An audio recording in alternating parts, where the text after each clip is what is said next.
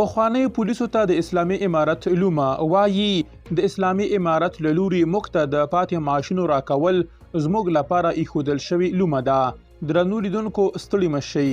اسلامي امارت غواړي په کندهار او هلمند کې د ولسواکۍ پولیسو ته د 14 لمریز کال د 5 میاشتو پاتې تنخواوې ورکړي. خو د ولسواکۍ چارواکي او سرتیري وایي اسلامي امارت غواړي په دې توګه د ولسواکۍ د پولیسو چارواکو پتې موندي او هغوی تر بشپړ څار لاندې ونیسي.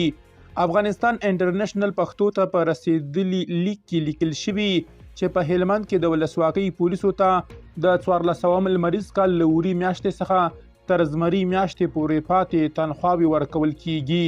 په لیک کې لیکل شوي چې د ولسواکۍ هغو پولیسو ته چې د 14 لمریز کال له وري میاشتې څخه تر زمري میاشتې یې تنخواوې نه وي اخیستې، د روانې میاشتې تر 8 دې په هلمند کې د اسلامي امارت امنیه قومندانۍ ته ورشي.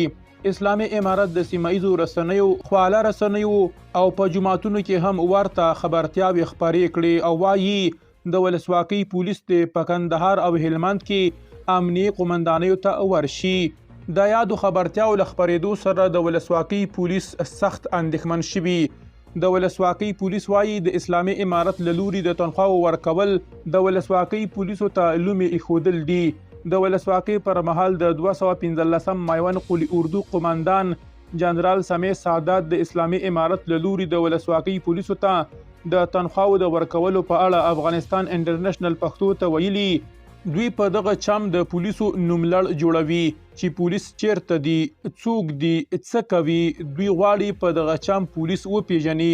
له ځواکونو سره یې هم دغسې چم کړی و. په ننګرهار او ځینو نورو ولایتونو کې دوی غواړي په پښتنو ولایتونو کې امنیتي ځواکونه په نښه او هغوی وپیژني.